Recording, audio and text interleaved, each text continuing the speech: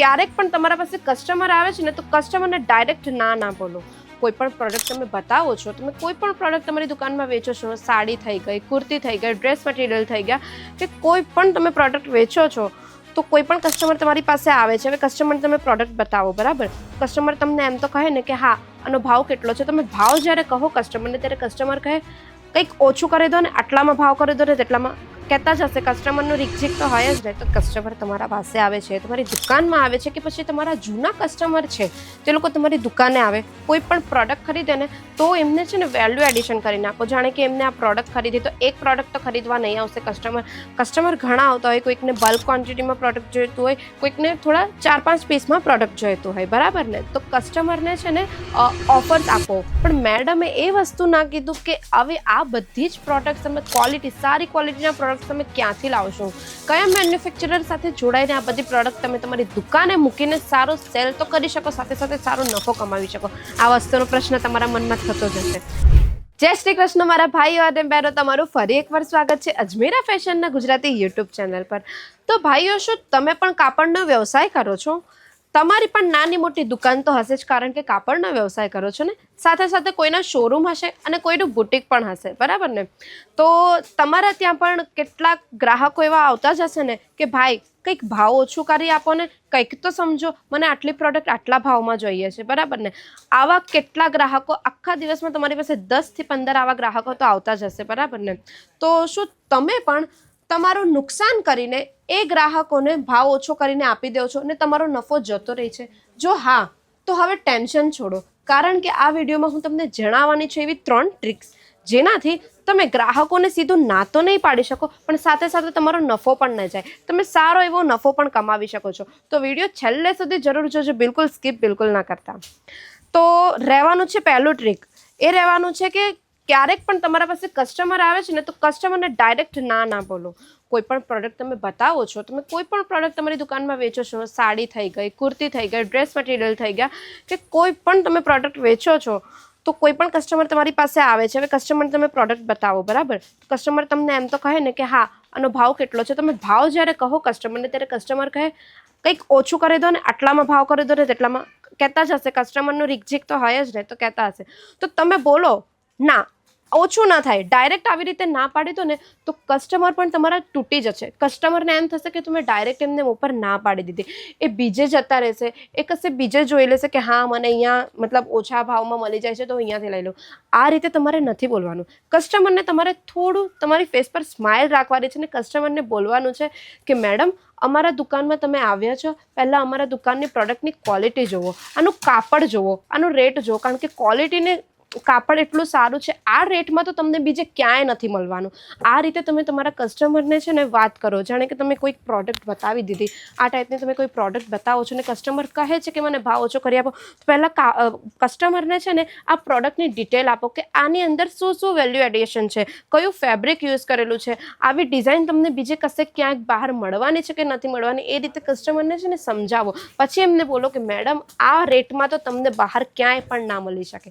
તો એ રીતે છે ને તમે તમારા કસ્ટમર પણ જાળવી રાખશો, સાથે સાથે કસ્ટમરને એમ થશે કે હા મને સારી રીતે સમજાવે છે, મારી સાથે બિહેવિયર સારો રાખે છે અને મને પ્રોડક્ટ ક્વોલિટી એટલી સારી આપે છે, તો કસ્ટમર તમારી પાસેથી જ હંમેશા માલ લેશે.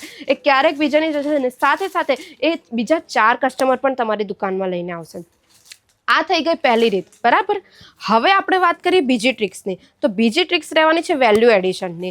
કોઈ કસ્ટમર તમારા પાસે આવે છે, તમારી દુકાનમાં આવે છે, કે પછી તમારા જૂના કસ્ટમર છે તે લોકો તમારી દુકાને આવે, કોઈ પણ પ્રોડક્ટ ખરીદે ને, તો એમને છે ને વેલ્યુ એડિશન કરીને આપો. જાણે કે એમને આ પ્રોડક્ટ ખરીદી તો એક પ્રોડક્ટ તો ખરીદવા નહીં આવશે કસ્ટમર ઘણા આવતા હોય, કોઈકને બલ્ક ક્વોન્ટિટીમાં પ્રોડક્ટ જોઈતું હોય, કોઈકને થોડા 4-5 પીસમાં પ્રોડક્ટ જોઈતું હોય, બરાબર ને. તો કસ્ટમરને છે ને ઓફર્સ આપો, કંઈક વેલ્યુ એડિશન કરીને આપો કે તમે હા આ પ્રોડક્ટના 4 પીસ લીધા, તમે 5 પીસ લીધા કે આખું બંચ લીધું, તો એના પર તમને કંઈક વસ્તુ ફ્રી આપો, કોઈ એસેસરીઝ ફ્રી આપો, કોઈ પર્સ ફ્રી આપો. એવા ટાઈપના છે ને ગિફ્ટ આપતા રહો અને થોડી વેલ્યુ એડિશન રાખો અને ઓફર્સ મૂકો, ડિસ્કાઉન્ટ મૂકો. જે તમારા જૂના કસ્ટમર છે ને, જે હંમેશાથી તમારા પાસે જ બધા પ્રોડક્ટ્સ ખરીદે છે, એમને છે ને અમુક જાતનું થોડું 10 થી 20% ડિસ્કાઉન્ટ આપો, VIP ડિસ્કાઉન્ટ રાખો. એટલે કસ્ટમરને એમ થાય કે હા મતલબ મને પ્રોડક્ટની ક્વોલિટી તો આટલી સારી આપે છે, સાથે સાથે મને ડિસ્કાઉન્ટને ઓફર્સ પણ આપે છે. તો કસ્ટમર હંમેશા તમારું જ બનતું રહેશે અને હંમેશા તમારા પાસેથી પ્રોડક્ટ ખરીદશે, જેથી છે ને તમારા કસ્ટમર તો જવાના જ નથી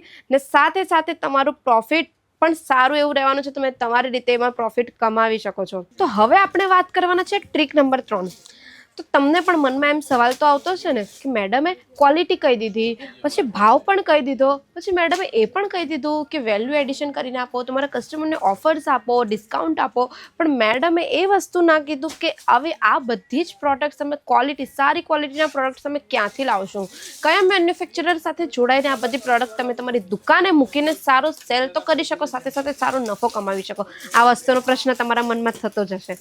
તો હું તમને કહું છું, આ ટ્રીક નંબર 3માં એવું એક મેન્યુફેક્ચરર સાથે જોડાવો જ્યાંથી જોડાઈને તમે સારું એવું પ્રોડક્ટ તો સારી ક્વોલિટીના પ્રોડક્ટ તો તમે તમારી દુકાનમાં મૂકી શકો છો. સાથે સાથે ફેક્ટરી રેટ પર આ બધા પ્રોડક્ટ તમને મળે છે. હા, એ રહેવાનું છે અજમેરા ફેશન, સુરતની એકમાત્ર એવી ટેક્સટાઇલ કંપની જેની સાથે તમે જોડાઈને ક્વોલિટી તો સારી તમે મેળવી શકો છો, સાથે સાથે ફેક્ટરી રેટ પર આ બધા પ્રોડક્ટ તમને અજમેરા ફેશનમાંથી મળી જવાના છે.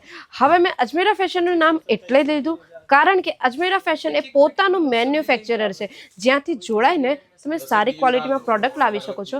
તમને ફેક્ટરી રેટ પર આ બધા પ્રોડક્ટ મળે છે ને અજમેરા ફેશન કોઈની સાથે પણ છે ને રેટમાં કોમ્પ્રોમાઇઝ નથી કરતું. તમારી નાની દુકાન છે, તમારો શોરૂમ છે અથવા તો બુટિક છે, કેટલાક છે ને વેપારીઓ એવા પણ છે જે ગામડાથી બિઝનેસ કરે છે, જે ઘરે બેઠા બિઝનેસ કરે છે, તો એ લોકો માટે પણ છે ને અજમેરા ફેશન રેટમાં બિલકુલ કોમ્પ્રોમાઇઝ નથી કરતું. અજમેરા ફેશન બધાને જ, નાના વેપારી હોય કે મોટા વેપારી હોય, બધાને એક જ રેટમાં બધી પ્રોડક્ટ પ્રોવાઈડ કરે છે. સાથે સાથે ક્વોલિટીમાં પણ બિલકુલ કોમ્પ્રોમાઇઝ નથી કરતું. ક્વોલિટીની તમે વાત કરશો ને તો ક્વોલિટી એટલી સારી રહેવાની છે, કાપડ એટલું સારું રહેવાનું છે ને બિલકુલ પણ એમાં કોમ્પ્રોમાઇઝ નથી રહેવાનું. ને આ બધું તમને ફેક્ટરી રેટ પર તો મળે જ છે. સાથે સાથે તમે અજમેરા ફેશન સાથે જોડાઈને આ બધી પ્રોડક્ટ ખરીદો, તમારા બિઝનેસ માટે ખરીદો, એટલે તમને આ બધું બલ્ક ક્વોન્ટિટીમાં તો લેવું જ પડે, સેટ વાઇઝ લેવું પડે. એમાં તમને છે ને સારી ક્વોલિટી મળી જાય, કલર ચાર્ટ સારા મળી જવાના છે, પેટર્ન નવી મળી જવાની છે. હા, મેઇન વસ્તુ તમને કહી દઉં, એક સારા મેન્યુફેક્ચરર સાથે જોડાવાનું બેનિફિટ એ છે ક્વોલિટી તો સારી મળે, પણ સાથે સાથે તમને છે ને પ્રોડક્ટ ડિઝાઇન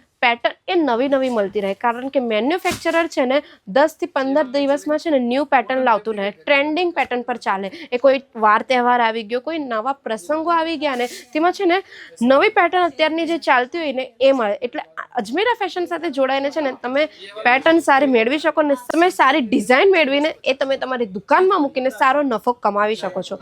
હવે મેં તમને આ બધી ક્વોલિટીની વાત કરી દીધી, પ્રોડક્ટની વાત કરી દીધી, ફેબ્રિકની વાત કરી દીધી, તો તમારા મનમાં એમ તો આવતું હશે કે મેં એક મેન્યુફેક્ચરરની વાત કરી, તો તમને પણ એવું જોવું હશે ને કે મેન્યુફેક્ચરર ક્યાં એ પોતાનું પ્રોડક્ટ બનાવે છે, એ ક્યાં ફેબ્રિક લાવતું હશે, ફેબ્રિક લાવીને એના ઉપર શું ડિઝાઇન કરતું હશે, શું પ્રોસેસિંગ કરતું હશે. તો તમને આ બધું અગર પ્રોસેસિંગ જોવું છે, તમને આ બધી વસ્તુ જોવી છે, તો હું તમને ફેક્ટરી ટૂર કરાવી શકું છું. પણ તેના માટે તમારે કમેન્ટ કરવું પડશે. જો તમને ફેક્ટરી ટૂર જોવો છે, પ્રોસેસિંગ જોવી છે કે અમારા અજમેરા ફેશનની ફેક્ટરી પર કેવા કપડાં બને છે, એ કપડાં પર કેવી રીતે ડાઇંગ થાય છે, એના પર કેવું મેચિંગ કલર કરે છે, એના પછી એને કેવી રીતે સ્ટિચિંગ કરે છે, બધું તમારે જોવું છે તો તમારે કમેન્ટમાં કરવું પડશે, પ્રોસેસિંગ એમ લખવું પડશે.